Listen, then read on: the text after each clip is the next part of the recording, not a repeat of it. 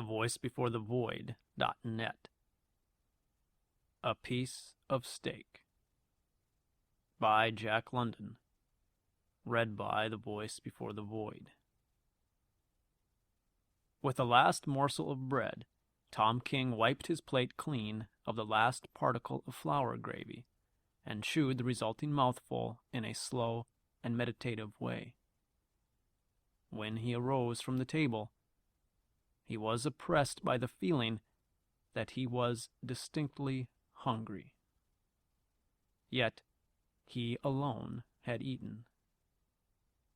The two children in the other room had been sent early to bed, in order that in sleep they might forget they had gone supperless.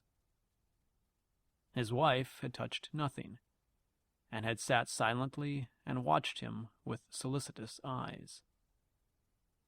She was a thin, worn woman of the working class, though signs of an earlier prettiness were not wanting in her face. The flour for the gravy she had borrowed from the neighbor across the hall. The last 2 halfpennies had gone to buy the bread. He sat down by the window on a rickety chair that protested under his weight, and quite mechanically he put his pipe in his mouth and dipped into the side pocket of his coat.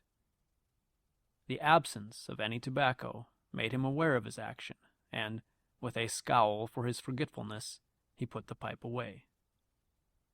His movements were slow, almost hulking, as though he were burdened by the heavy weight of his muscles. He was a solid-bodied, stolid-looking man, and his appearance did not suffer from being over-prepossessing. His rough clothes were old and slouchy. The uppers of his shoes were too weak to carry the heavy resoling that was itself of no recent date.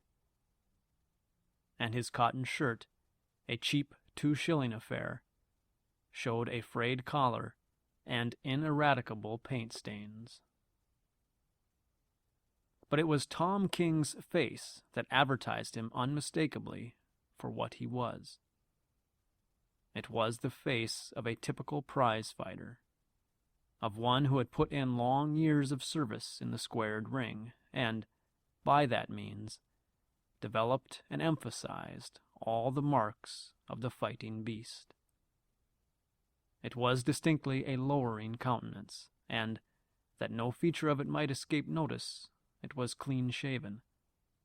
The lips were shapeless, and constituted a mouth harsh to excess, that was like a gash in his face. The jaw was aggressive, brutal, heavy. The eyes, slow of movement and heavy-lidded, were almost expressionless under the shaggy, indrawn brows.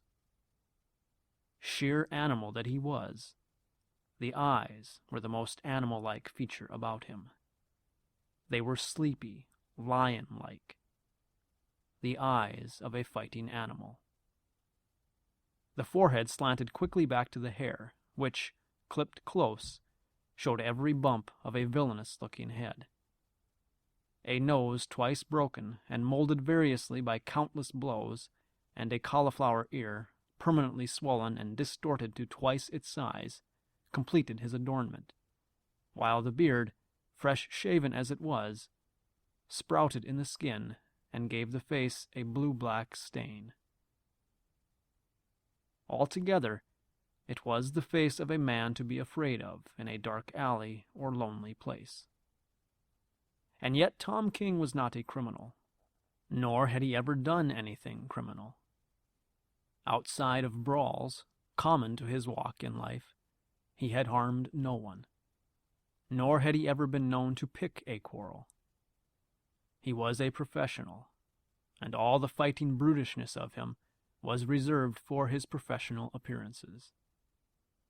Outside the ring he was slow-going, easy-natured, and, in his younger days, when money was flush, too open-handed for his own good. He bore no grudges and had few enemies. Fighting was a business with him. In the ring he struck to hurt, struck to maim, struck to destroy. But there was no animus in it. It was a plain business proposition. Audiences assembled and paid for the spectacle of men knocking each other out. The winner took the big end of the purse. When Tom King faced the Woolloomooloo Gouger 20 years before, he knew that the Gouger's jaw was only 4 months healed after having been broken in a Newcastle bout. And he had played for that jaw and broken it again in the 9th round. Not because he bore the Gouger any ill will, but because that was the surest way to put the Gouger out and win the big end of the purse. Nor had the Gouger borne him any ill will for it. It was the game, and both knew the game and played it. Tom King had never been a talker, and he sat by the window, morosely silent, staring at his hands. The veins stood out on the backs of the hands, large and swollen, and the knuckles, smashed and battered and malformed, testified to the use to which they had been put. He had never heard that a man's life was the life of his arteries, but well he knew the meaning of those big upstanding veins. His heart had pumped too much blood through them at top pressure. They no longer did the work. He had stretched the elasticity out of them, and with their distension had passed his endurance. He tired easily now. No longer could he do a fast 20 rounds, hammer and tongs, fight, fight, fight, from gong to gong, with fierce rally on top of fierce rally, beaten to the ropes and in turn beating his opponent to the ropes, and rallying fiercest and fastest of all in that last 20th round, with the house on its feet and yelling, himself rushing, striking, ducking, raining showers of blows upon showers of blows, and receiving showers of blows in return, and all the time the heart faithfully pumping the surging blood through the adequate veins. The veins, swollen at the time, had always shrunk down again, though each time, imperceptibly at first, not quite, remaining just a trifle larger than before. He stared at them and at his battered knuckles, and, for the moment, caught a vision of the youthful excellence of those hands, before the first knuckle had been smashed on the head of Benny Jones, otherwise known as the Welsh Terror. The impression of his hunger came back on him. "Blimey, but couldn't I go for a piece of steak?" he muttered aloud, clenching his huge fists and spitting out a smothered oath. "I tried both Burke's and Solly's," his wife said half apologetically. "And they wouldn't?" he demanded. "Not a halfpenny. Burke said—" she faltered. "Go on, what'd he say?" "As how he was thinking Sandal would do you tonight, and as how your score was comfortable big as it was." Tom King grunted, but did not reply. He was busy thinking of the bull terrier he had kept in his younger days, to which he had fed steaks without end. Burke would have given him credit for 1,000 steaks. Then. But times had changed. Tom King was getting old, and old men, fighting before second-rate clubs, couldn't expect to run bills of any size with the tradesmen.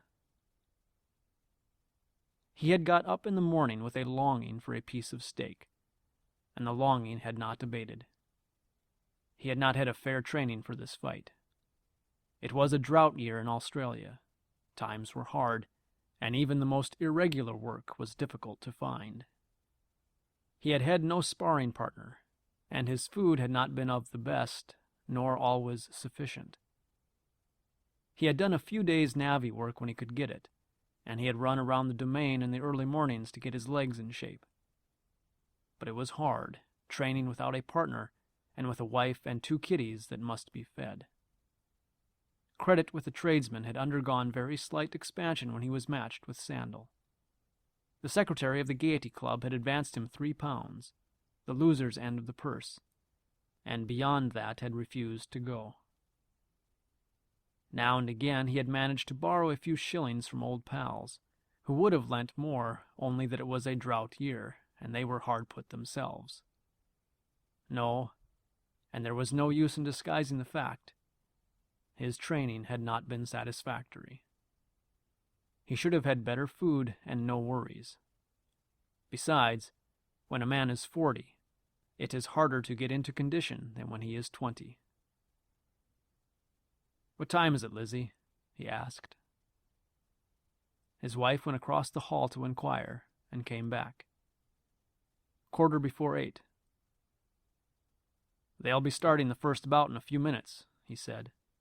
"Only a tryout. Then there's a 4-round spar between Dealer Wells and Gridley, and a 10-round go between Starlight and some sailor bloke. I don't come on for over an hour."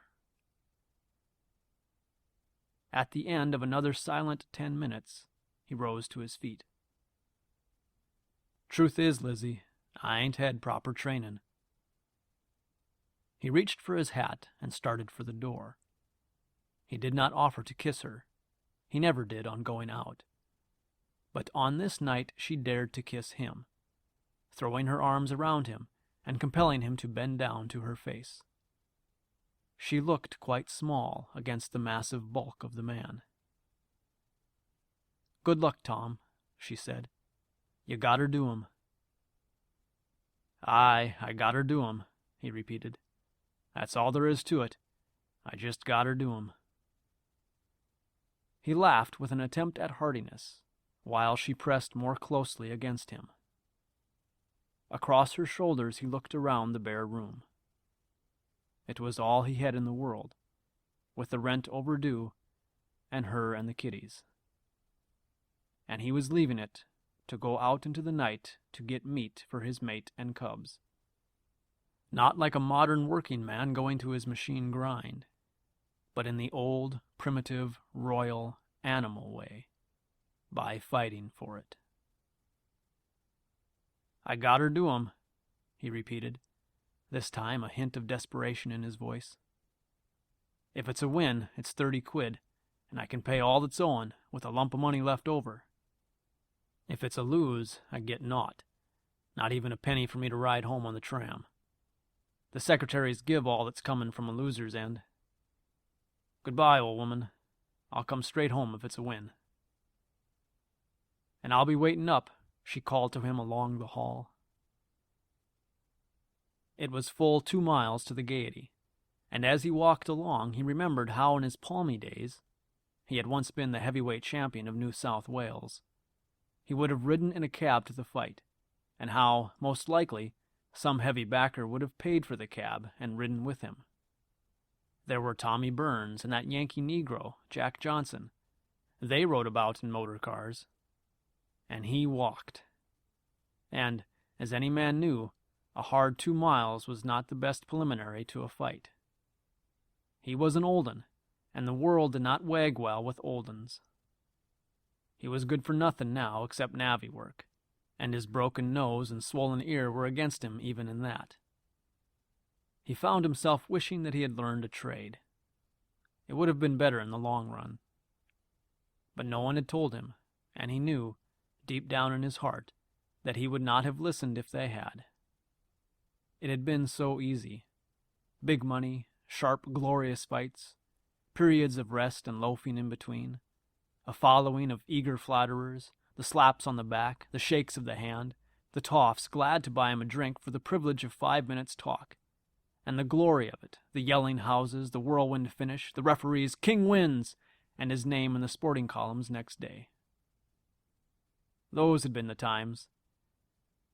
But he realized now, in his slow, ruminating way, that it was the old 'uns he had been putting away. He was youth, rising, and they were age, sinking. No wonder it had been easy. They with their swollen veins and battered knuckles and weary in the bones of them from the long battles they had already fought.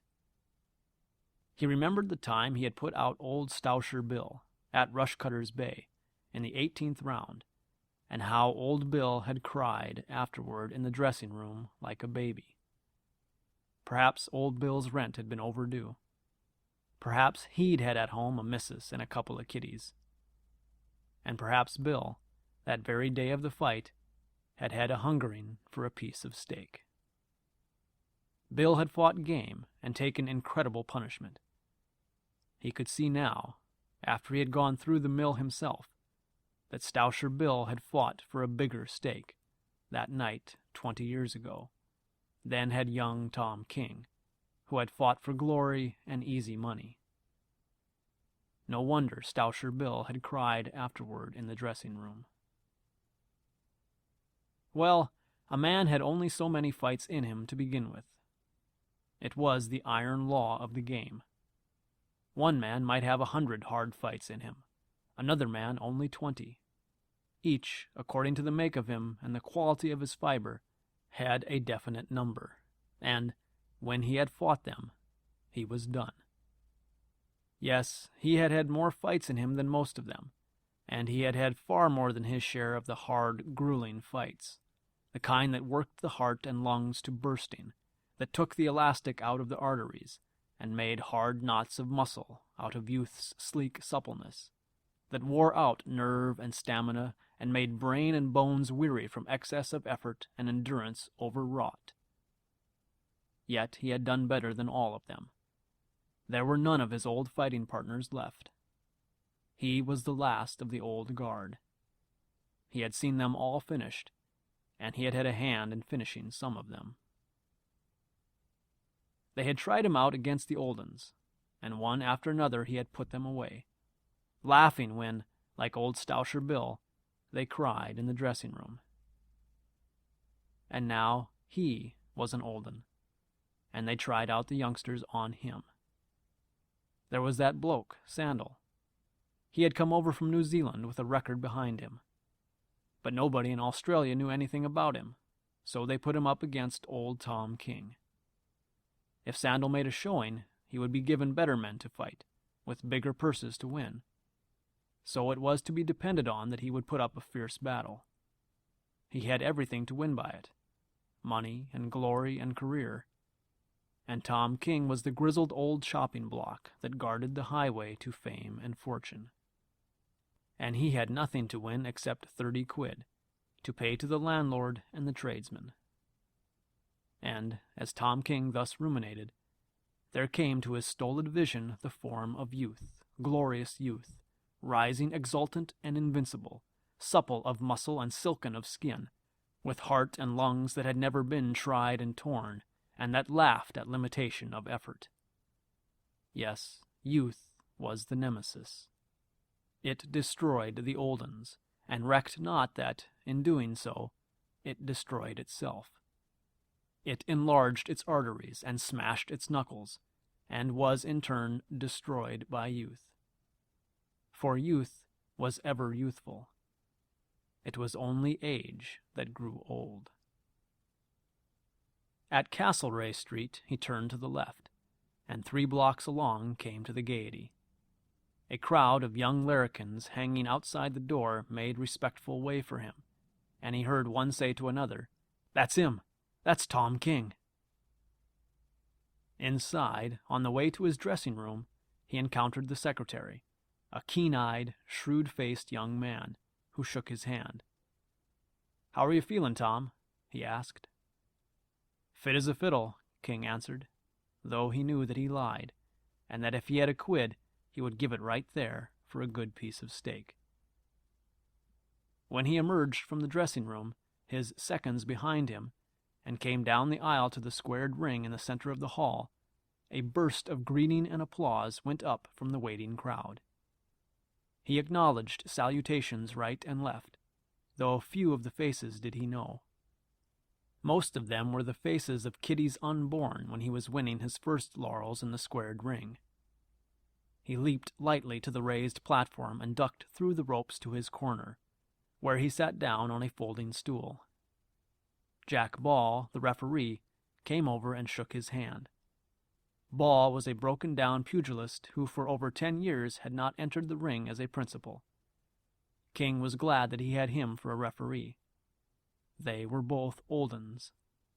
If he should rough it with Sandal a bit beyond the rules, he knew Ball could be depended upon to pass it by. Aspiring young heavyweights, one after another, were climbing into the ring and being presented to the audience by the referee. Also, he issued their challenges for them. "Young Pronto," Bill announced, "from North Sydney, challenges the winner for £50 side bet." The audience applauded, and applauded again as Sandal himself sprang through the ropes and sat down in his corner. Tom King looked across the ring at him curiously, for in a few minutes they would be locked together in merciless combat, each trying with all the force of him to knock the other into unconsciousness.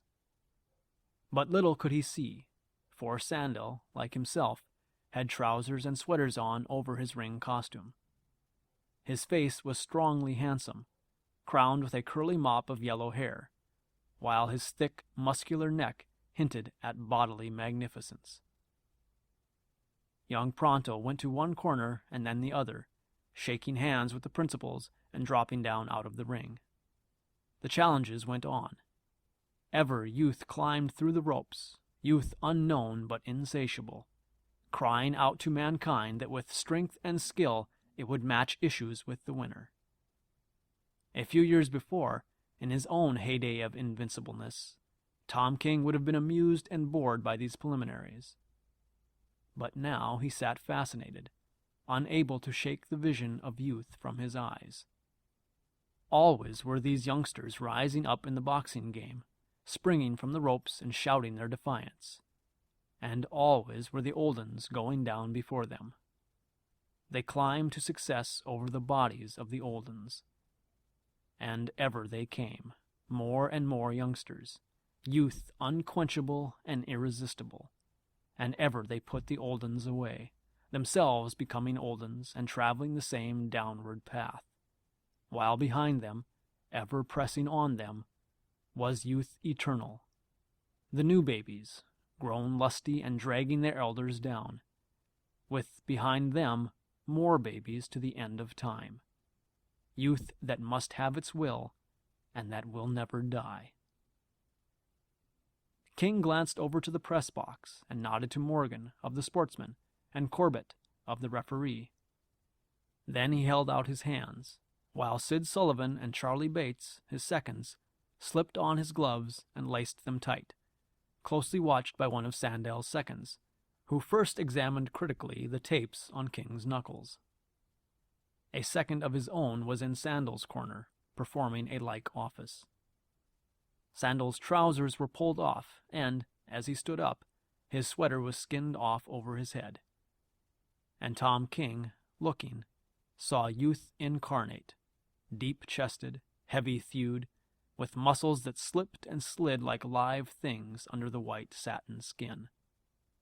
The whole body was a-crawl with life, and Tom King knew that it was a life that had never oozed its freshness out through the aching pores during the long fights wherein youth paid its toll and departed not quite so young as when it entered. The two men advanced to meet each other, and, as the gong sounded and the seconds clattered out of the ring with the folding stools, they shook hands and instantly took their fighting attitudes. And instantly, like a mechanism of steel and springs balanced on a hair trigger, Sandal was in and out and in again, landing a left to the eyes, a right to the ribs, ducking a counter, dancing lightly away and dancing menacingly back again. He was swift and clever. It was a dazzling exhibition. The house yelled its approbation. But King was not dazzled. He had fought too many fights and too many youngsters. He knew the blows for what they were, too quick and too deft to be dangerous. Evidently Sandal was going to rush things from the start. It was to be expected.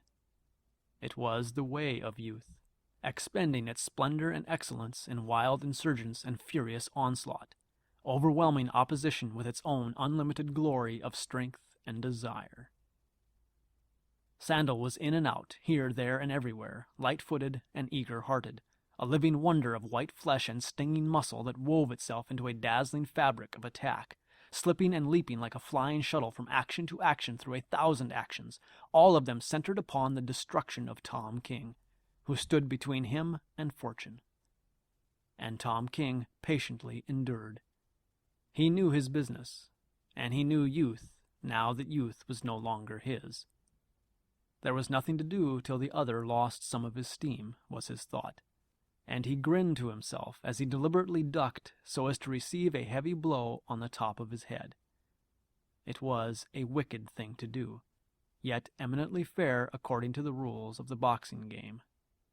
A man was supposed to take care of his own knuckles, and, if he insisted on hitting an opponent on the top of the head, he did so at his own peril.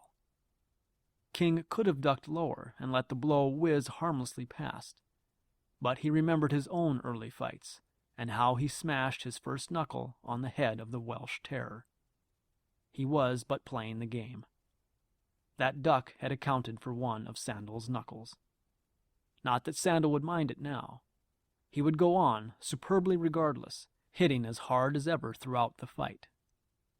But later on, when the long ring battles had begun to tell, he would regret that knuckle, and look back and remember how he smashed it on Tom King's head.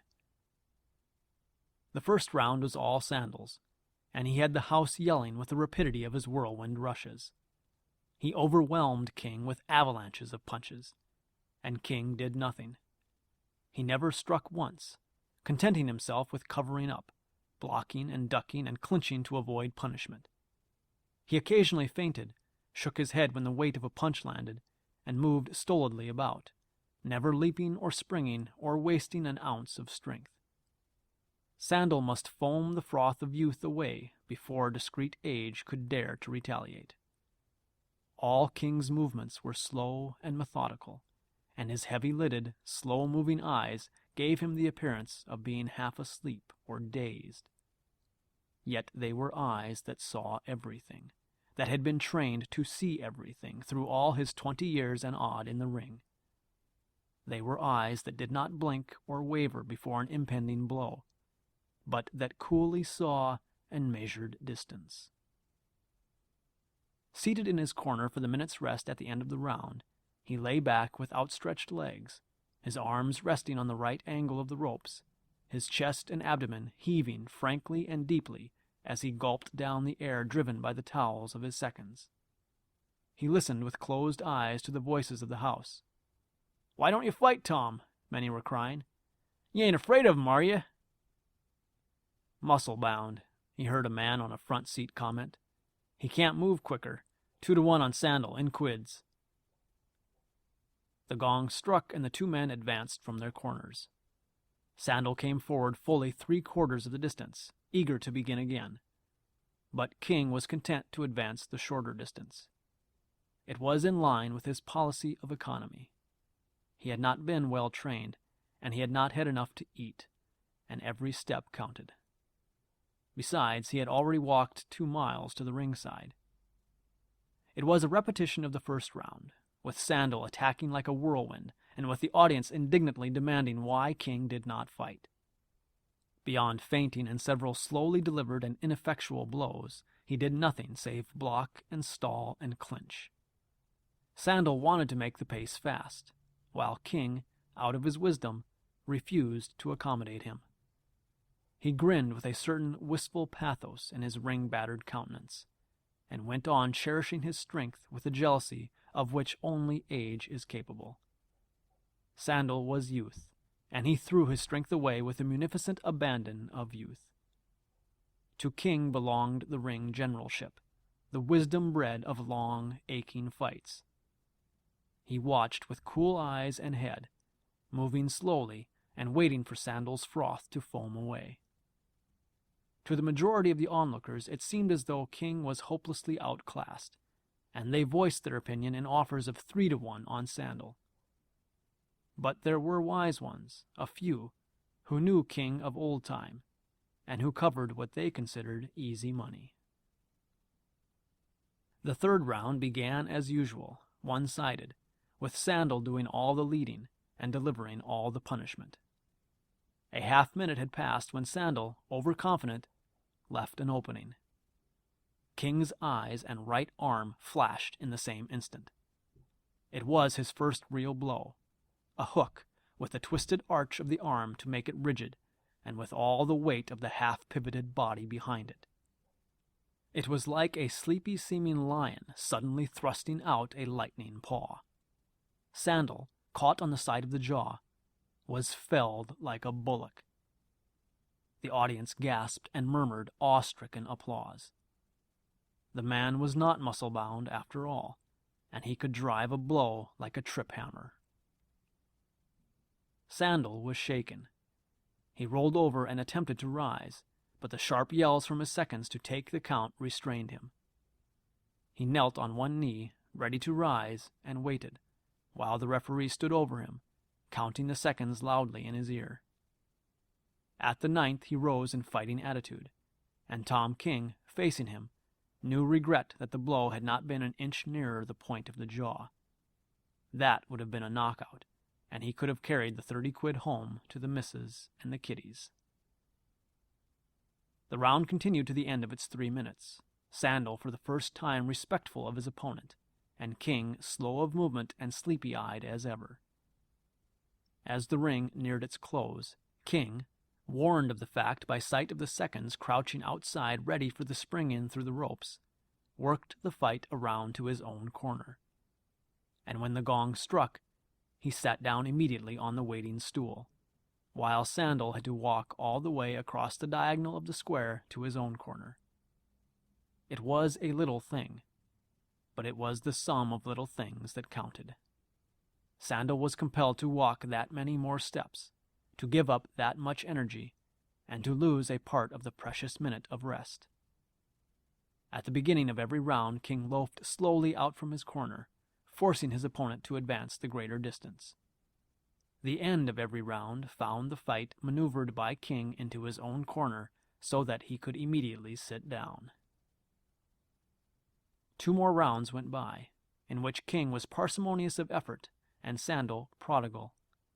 The latter's attempt to force a fast pace made King uncomfortable, for a fair percentage of the multitudinous blows showered upon him went home. Yet King persisted in his dogged slowness, despite the crying of the young hotheads for him to go in and fight. Again in the 6th round, Sandal was careless.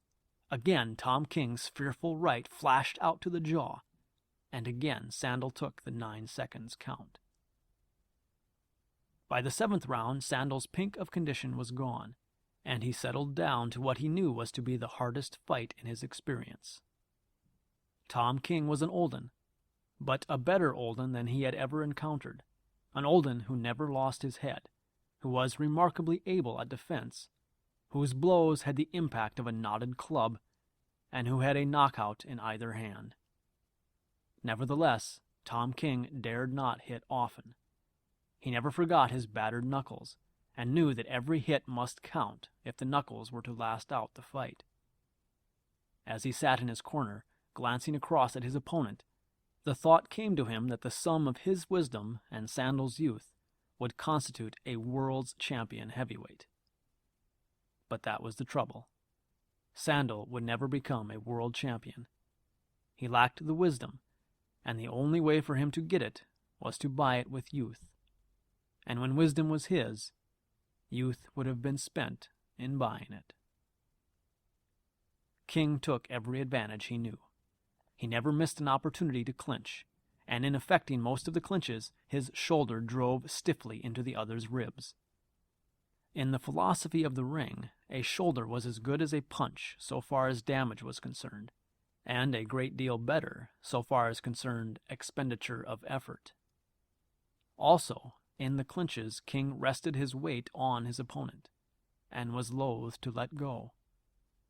This compelled the interference of the referee, who tore them apart, always assisted by Sandal, who had not yet learned to rest. He could not refrain from using those glorious flying arms and wreathing muscles of his, and when the other rushed into a clinch, striking shoulder against ribs, and with head resting under Sandal's left arm, Sandal almost invariably swung his right arm behind his own back and into the projecting face. It was a clever stroke, much admired by the audience, but it was not dangerous, and was, therefore, just that much wasted strength. But Sandal was tireless and unaware of limitations, and King grinned and doggedly endured. Sandal developed a fierce right to the body, which made it appear that King was taking an enormous amount of punishment, and it was only the old ringsters who appreciated the deft touch of King's left glove to the other's biceps just before the impact of the blow. It was true the blow landed each time, but each time it was robbed of its power by that touch on the biceps. In the 9th round, 3 times inside a minute, King's right hooked its twisted arch to the jaw, and 3 times Sandal's body, heavy as it was leveled to the mat. Each time he took the 9 seconds allowed him and rose to his feet, shaken and jarred, but still strong. He had lost much of his speed, and he wasted less effort. He was fighting grimly, but he continued to draw upon his chief asset, which was youth. King's chief asset was experience. As his vitality had dimmed and his vigor abated, he had replaced them with cunning, with wisdom born of the long fights, and with a careful shepherding of strength. Not alone had he learned never to make a superfluous movement, but he had learned how to seduce an opponent into throwing his strength away. Again and again, by feint of foot and hand and body, he continued to inveigle Sandal into leaping back, ducking, or countering. King rested, but he never permitted Sandal to rest. It was the strategy of age. Early in the 10th round, King began stopping the other's rushes with straight lefts to the face, and Sandal, grown wary, responded by drawing the left, then by ducking it and delivering his right in a swinging hook to the side of the head. It was too high up to be vitally effective, but when first it landed, King knew the old familiar descent of the black veil of unconsciousness across his mind. For the instant, or for the slightest fraction of an instant, rather, he ceased. In the one moment he saw his opponent ducking out of his field of vision and the background of white, watching faces. In the next moment he again saw his opponent and the background of faces. It was as if he had slept for a time and just opened his eyes again, and yet the interval of unconsciousness was so microscopically short that there had been no time for him to fall. The audience saw him totter and his knees give, and then saw him recover and tuck his chin deeper into the shelter of his left shoulder. Several times Sandal repeated the blow, keeping King partially dazed, and then the latter worked out his defense, which was also a counter. Feinting with his left, he took a half step backward, at the same time uppercutting with the whole strength of his right. So accurately was it timed that it landed squarely on Sandal's face in the full downward sweep of the duck, and Sandal lifted in the air and curled backward, striking the mat on his head and shoulders. Twice King achieved this, then turned loose and hammered his opponent to the ropes. He gave Sandal no chance to rest or to set himself, but smashed blow in upon blow till the house rose to its feet and the air was filled with an unbroken roar of applause. But Sandal's strength and endurance were superb, and he continued to stay on his feet. A knockout seemed certain, and a captain of police, appalled at the dreadful punishment, arose by the ringside to stop the fight. The gong struck for the end of the round, and Sandal staggered to his corner, protesting to the captain that he was sound and strong. To prove it, he threw 2 back air springs, and the police captain gave in. Tom King, leaning back in his corner and breathing hard, was disappointed. If the fight had been stopped, the referee, perforce, would have rendered him the decision, and the purse would have been his. Unlike Sandal, he was not fighting for glory or career, but for 30 quid. And now Sandal would recuperate in the minute of rest. Youth will be served. This saying flashed into King's mind, and he remembered the first time he had heard it, the night when he had put away Stoucher Bill. The toff who had bought him a drink after the fight and patted him on the shoulder had used those words. Youth will be served. The toff was right. And on that night in the long ago, he had been Youth. Tonight, Youth sat in the opposite corner. As for himself, he had been fighting for half an hour now, and he was an old man. Had he fought like Sandal, he would not have lasted 15 minutes. But the point was that he did not recuperate. Those upstanding arteries and that sorely tried heart would not enable him to gather strength in the intervals between the rounds. And he had not had sufficient strength in him to begin with. His legs were heavy under him and beginning to cramp. He should not have walked those 2 miles to the fight.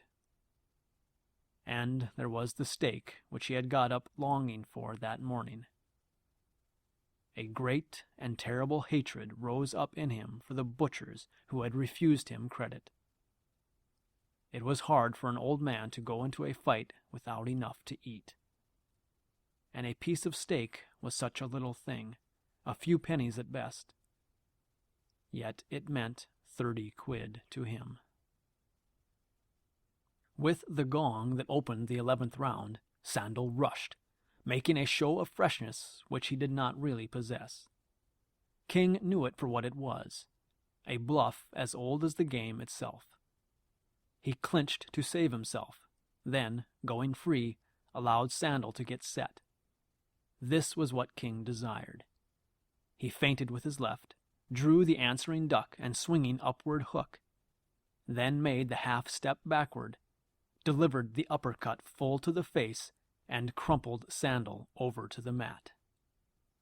After that he never let him rest, receiving punishment himself, but inflicting far more, smashing Sandal to the ropes, hooking and driving all manner of blows into him, tearing away from his clinches or punching him out of attempted clinches, and ever when Sandal would have fallen, catching him with one uplifting hand, and with the other immediately smashing him into the ropes where he could not fall. The house by this time had gone mad, and it was his house, nearly every voice yelling, "Go to it, Tom! Get him! Get him! You've got him, Tom! You've got him!" It was to be a whirlwind finish, and that was what a ringside audience paid to see. And Tom King, who for half an hour had conserved his strength, now expended it prodigally in the one great effort he knew he had in him. It was his one chance, now or not at all. His strength was waning fast, and his hope was that before the last of it ebbed out of him, he would have beaten his opponent down for the count. And as he continued to strike and force, coolly estimating the weight of his blows and the quality of the damage wrought, he realized how hard a man Sandal was to knock out. Stamina and endurance were his to an extreme degree, and they were the virgin stamina and endurance of youth. Sandal was certainly a coming man. He had it in him. Only out of such rugged fiber were successful fighters fashioned. Sandal was reeling and staggering, but Tom King's legs were cramping and his knuckles going back on him. Yet he steeled himself to strike the fierce blows, every one of which brought anguish to his tortured hands. Though now he was receiving practically no punishment, he was weakening as rapidly as the other. His blows went home, but there was no longer the weight behind them, and each blow was the result of a severe effort of will. His legs were like lead, and they dragged visibly under him, while Sandal's backers, cheered by this symptom, began calling encouragement to their man. King was spurred to a burst of effort. He delivered 2 blows in succession, a left a trifle too high to the solar plexus, and a right cross to the jaw. They were not heavy blows, yet so weak and dazed was Sandal that he went down and lay quivering. The referee stood over him, shouting the count of the fatal seconds in his ear. If before the 10th second was called he did not rise, the fight was lost. The house stood in hushed silence. King rested on trembling legs. A mortal dizziness was upon him, and before his eyes the sea of faces sagged and swayed, while to his ears, as from a remote distance, came the count of the referee. Yet he looked upon the fight as his. It was impossible that a man so punished could rise. Only youth could rise, and Sandal rose. At the 4th second, he rolled over on his face and groped blindly for the ropes. By the 7th second, he had dragged himself to his knee, where he rested, his head rolling groggily on his shoulders. As the referee cried 9, Sandal stood upright, in proper stalling position, his left arm wrapped about his face, his right wrapped about his stomach. Thus were his 2 vital points guarded, while he lurched forward toward King in the hope of effecting a clinch and gaining more time. At the instant Sandal arose, King was at him, but the 2 blows he delivered were muffled on the stalled arms. The next moment Sandal was in the clinch and holding on desperately while the referee strove to drag the 2 men apart. King helped to force himself free. He knew the rapidity with which youth recovered, and he knew that Sandal was his if he could prevent that recovery. One stiff punch would do it. Sandal was his, indubitably his. He had outgeneraled him, outfought him, outpointed him. Sandal reeled out of the clinch, balanced on the hair line between defeat or survival. One good blow would topple him over and down and out. And Tom King, in a flash of bitterness, remembered the piece of steak, and wished that he had it then behind that necessary punch he must deliver. He nerved himself for the blow, but it was not heavy enough, nor swift enough. Sandal swayed, but did not fall, staggering back to the ropes and holding on. King staggered after him, and, with a pang like that of dissolution, delivered another blow. But his body had deserted him. All that was left of him was a fighting intelligence that was dimmed and clouded from exhaustion. The blow that was aimed for the jaw struck no higher than the shoulder. He had willed the blow higher, but the tired muscles had not been able to obey. And, from the impact of the blow, Tom King himself reeled back and nearly fell. Once again he strove. This time his punch missed altogether, and, from absolute weakness, he fell against Sandal and clinched, holding on to him to save himself from sinking to the floor. King did not attempt to free himself. He had shot his bolt. He was gone, and youth had been served. Even in the clinch, he could feel Sandal growing stronger against him. When the referee thrust them apart, there, before his eyes, he saw youth recuperate. From instant to instant, Sandal grew stronger. His punches, weak and futile at first, became stiff and accurate. Tom King's bleared eyes saw the gloved fist driving at his jaw, and he willed to guard it by interposing his arm. He saw the danger, willed the act, but the arm was too heavy. It seemed burdened with a hundredweight of lead. It would not lift itself, and he strove to lift it with his soul. Then the gloved fist landed home. He experienced a sharp snap that was like an electric spark, and, simultaneously, the veil of blackness enveloped him. When he opened his eyes again, he was in his corner, and he heard the yelling of the audience like the roar of the surf at Bondi Beach. A wet sponge was being pressed against the base of his brain, and Sid Sullivan was blowing cold water in a refreshing spray over his face and chest. His gloves had already been removed, and Sandal, bending over him, was shaking his hand.